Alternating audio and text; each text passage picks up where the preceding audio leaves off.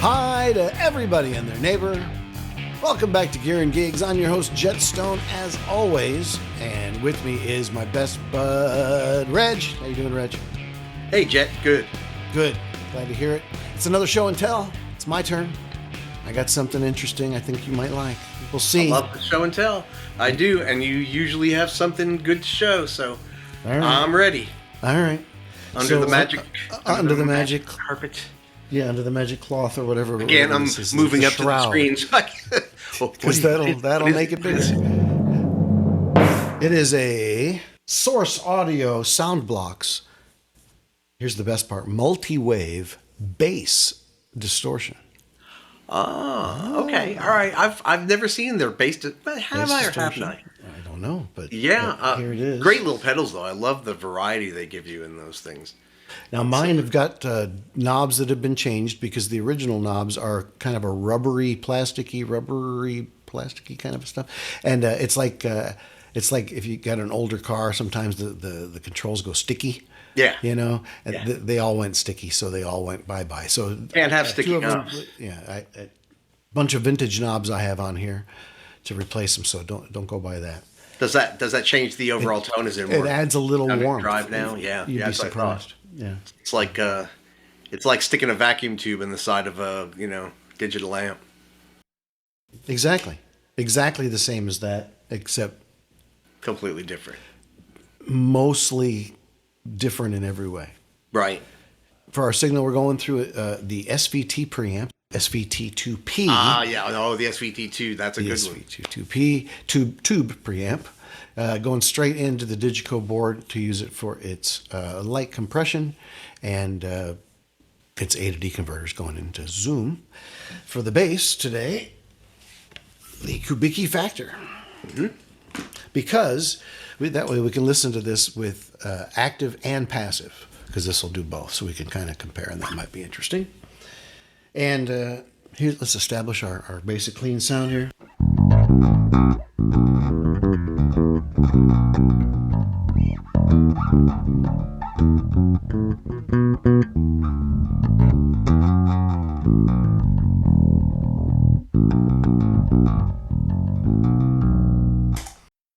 Sounds like a bass. Sounds like a bass. All right. So on the controls, we've got a center dial that does 10,000 different. No, there's like I haven't counted. There's like 20. I'm gonna guess different slots, different kinds of distortion, and they have single wave, they have multi-wave, they have octaves. They've got some things called foldback. I'm not going to delineate all because this is a show and tell. We're going to go through and just kind of listen to them, starting at the position they call calibrate and moving around from there. But we'll have pictures of the controls going up so you'll see the kind of things we're going through. There's a dry signal volume. There's an affected signal volume. Oh, I love that feature in any kind of drive. That's a huge factor. And then the Marshall knob that I have on here is the drive amount. So that's the amount of distortion. So right now I have that all the way down, and I have the distortion amount all the way down. We're just going to establish what this does to the signals, the dry tone first, and then we'll add in the distortion.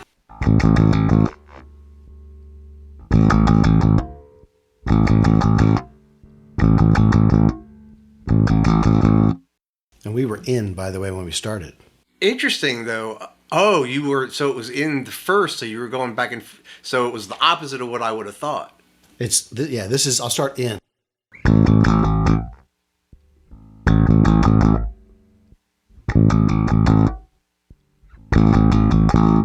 All right, we're going to add in a little distortion. I'll pull the drive. I'll leave the drive all the way down. We'll start and see what it does, what the drive level is when it's all the way down.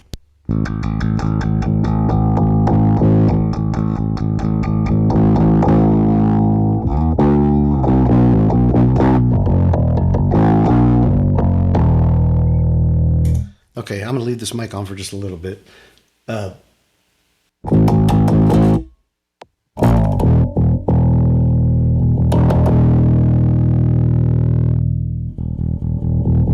going to take away the dry now and just listen to just the distortion, see what it's actually doing. Because is it just doubling it and giving us our, because because the amount of distortion, the amount of drive is all the way on 0. So I'm trying to decide if this is just giving us a mirror of the input at this point, and then this will affect it, or if this is on a different circuit.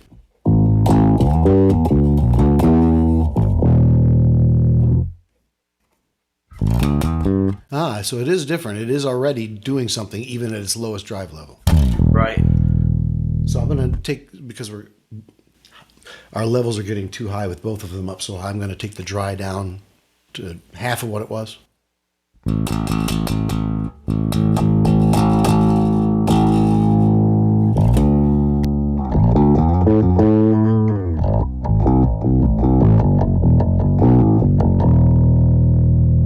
Now I'll boost the drive amount up.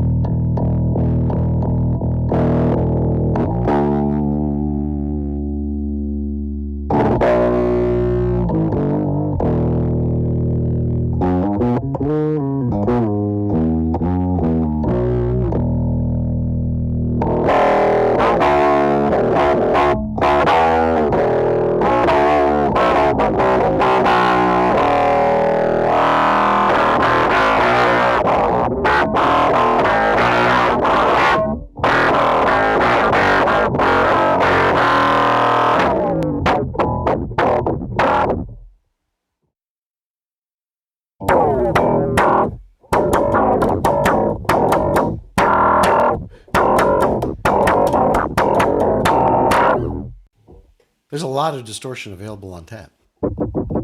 I get to see that almost sounded like it had a filter on it as well. It does seem to have a filter. That's the multi-waving. Okay. So it's multi-wave distortion. So that's setting 1. So I'm going to set it to about in there where it really starts to take effect, which is about 6, I guess. And I'll switch to the next setting.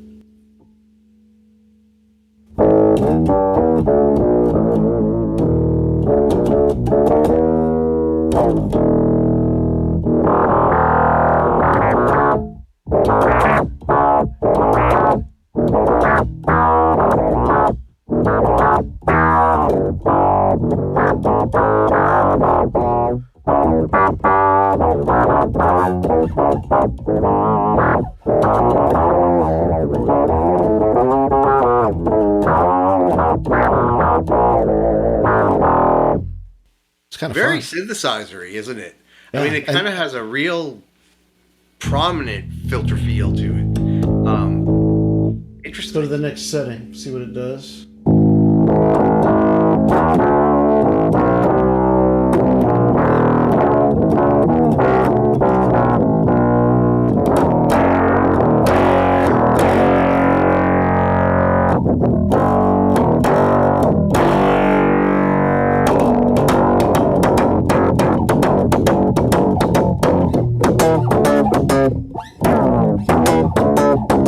It's weird. It reacts strangely to something. Let's try another setting.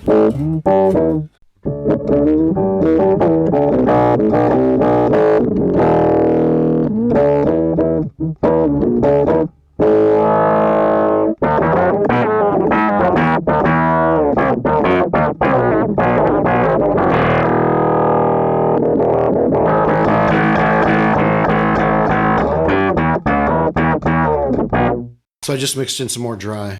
Yeah, that tames it a little bit. But it's still, I mean, yeah, they're different. Each setting is different, but still has that very synthesizer-y feel to it.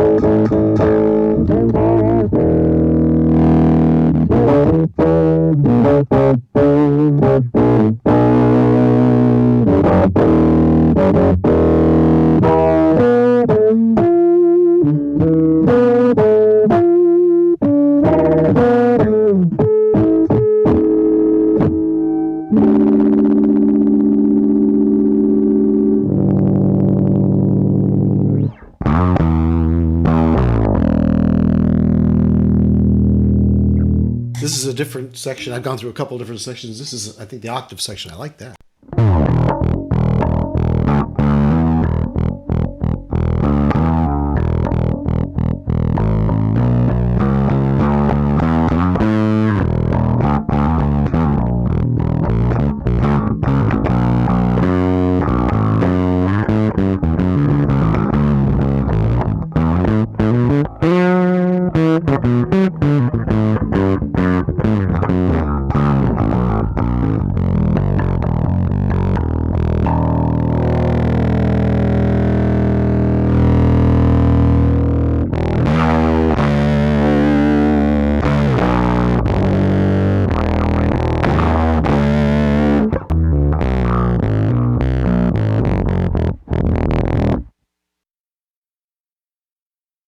I want to see how well it tracks with this flubby sound. I'm going to use a pick.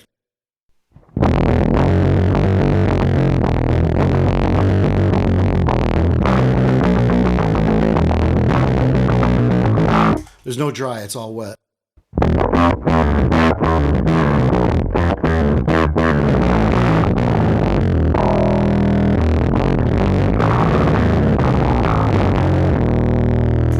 It gets pretty nasty that way. Yeah. That's most nasty, basically. Yeah. On nasty.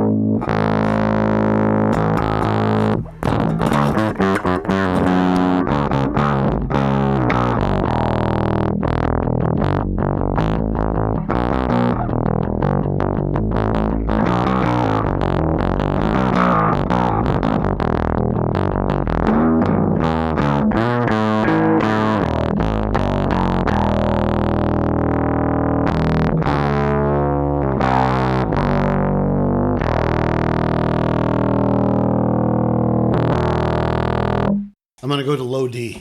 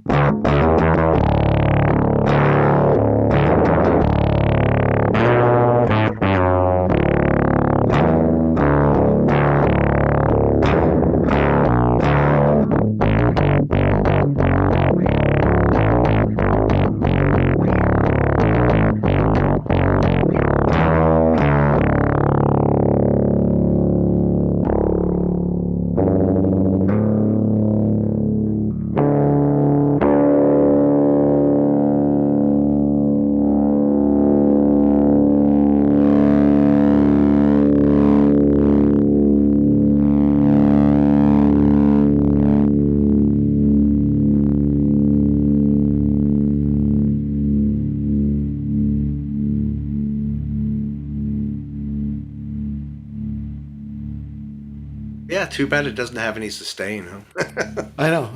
If only I could get a little bit more distortion. It's out very of it too. sputtery though, don't you think? Doesn't it? It's kind of have like a Almost a sputtery fuzz. Yeah. Almost a fuzz, but Yeah. smoother than a fuzz would be typically, at least in the way it feels to play. It's it gets so synthy sometimes though. I mean, Yeah, with, for with sure. a chorus and a delay or something, it would just be a or its reverb, it'd be monstrous. I don't hate it. I like it. Yeah, it's fun. It's one of them kind of what do you call it? Like a Swiss Army knife for distortion. Yeah, for bass. Or bass distortion. Yeah. And it does seem to have some octave and filtery sounding things, however they're doing it. Yeah, the octave is okay. I thought the filter sounded great. The octave sounds okay. Yeah. I mean, it doesn't sound bad. And it did track pretty well, so I'll give it that. It did. I think in the context of something else with drums and, things. Sure. Then you're just getting. I mean, it delivers what it promises. It's like there are certain bass octave pedals though that add. It's not just an octave down, but character as well. You know what I mean? Right. But this is a multi-wave bass distortion, so it's not. Right. It's not advertising other than some tiny little octave words up here. It's a good octave, but the filter actually on some of those earlier patches. I thought that sounded actually pretty well. I'm guessing it doesn't actually have envelope control on that. It's sort of a preset envelope. Yeah, the settings really come down to just the things I said: foldback, single band, octave, and multiband. So, by now the descriptions of what those are will have come up on the screen, and the viewers will know exactly what those are. But, because we like to go through this like a regular person probably would. We have no idea, and it doesn't much matter. What really matters is how it sounds. And I think that the different settings, it was hard to differentiate some of them. I'm sure that if I was told what the differences were, that I'd go, oh yeah, I can hear that. But in use, there was basically, I heard like 5 different, maybe 6 different, majorly different sounds that were kind of cool. Right. But the amount of tweakability that you can get with just the blend, the mixing of the two, and the drive amount is a lot, because the drive amount and how hard you play greatly affects what's going on in there. Right. And I do like that feature basically on any distortion, especially on bass, where you're able to pull some of that clean signal in just for the definition, and still it's still as gnarly as you want it to be, but. It just makes such a big difference when you have that ability to blend in the clean signal. So that's our show and tell for today, the Multiwave bass distortion from Source Audio. It gets the thumbs up here. Yeah, and of course it's in Gear and Gigs colors, so we extra points for that. We always love that. You put out pedals in Gear and Gigs colors, and you're really kind of you're doing it for your neighbors. So does it get the seal of approval, the official seal of approval? I think it does. Yeah, I think it does. I can see where that would be very useful if you were looking for, I don't use a lot of distortion in my own personal life. One distortion, one fuzz, and I'm pretty much done. But I could definitely see if you were the type of bassist that used a lot of that kind of effect, having this would be sort of like a toolbox full of distortion without having to, have that many different pedals. Yeah, and I think as I said, with a chorus and a delay or a reverb, it's a little mini synth in a box too. Yep. So that's kind of cool. Well, that's our take on it. What did you guys think? Let us know in the comments below. Don't forget to like and subscribe. And thanks so much for joining us for another episode of Gear and Gigs. Until next time, for Reg, I'm Jet. See you.